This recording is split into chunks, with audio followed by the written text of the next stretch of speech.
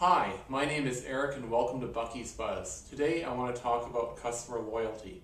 I believe that there is a significant issue amongst many companies in that they are treating customer loyalty as a commodity instead of focusing on cultivating a customer-centric focus that will result in more one-to-one relationships with customers, more personal relationships that will drive customer respect for the business and likely over the long term result in a customer purchasing more of the business's products as well as more of the business's services. Thanks to social media, the tools do exist today for companies to have these one-to-one relationships with customers. In many instances, though, companies that are lacking a true customer-centric focus are either not using the tools or they are misusing the tools. Let's look first of all at the former situation. Recently, I was dealing with a Canadian telecommunications firm to get my home internet and TV installed, and to be very blunt, it was an absolute nightmare. There was one mistake after another, and I really didn't have an outlet to voice my concerns. Yes, they do have a customer service line and probably copious customer service departments. I no doubt spoke to a number of them, but literally over the course of a month I spent hours on hold, and it was an absolute headache to get my situation resolved. The customer service agents, though they were great to deal with, they were not, for the most part, empowered to actually fix the situation that I had.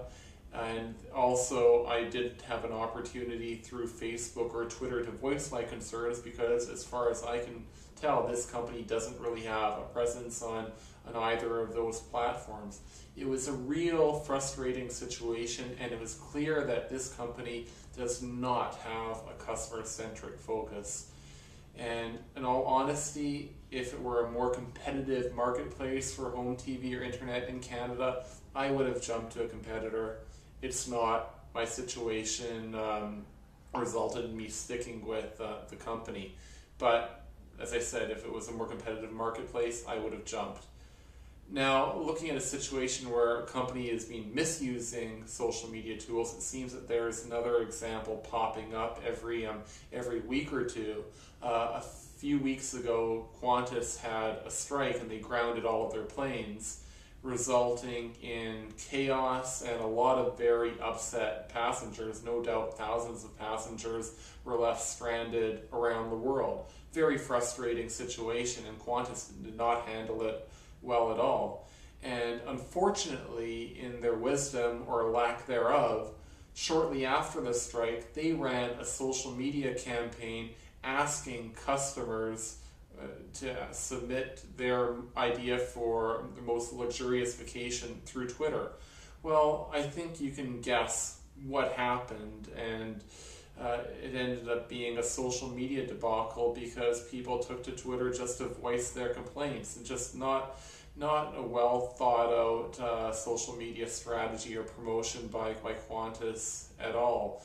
And I think that over the longer term, hopefully companies that adopt a more customer-centric focus, they will start using the tools for the better to create a presence for people like me to voice their concerns. There's really no reason for me to have gone through the issues that I did with the telecommunications company, and certainly Qantas could have responded a lot better in their situation, both in terms of dealing with the strike and being smarter with regards to implementing a social media initiative shortly thereafter that really just aggravated the concerns that people had even further. I'm Eric, and that's Bucky's Buzz.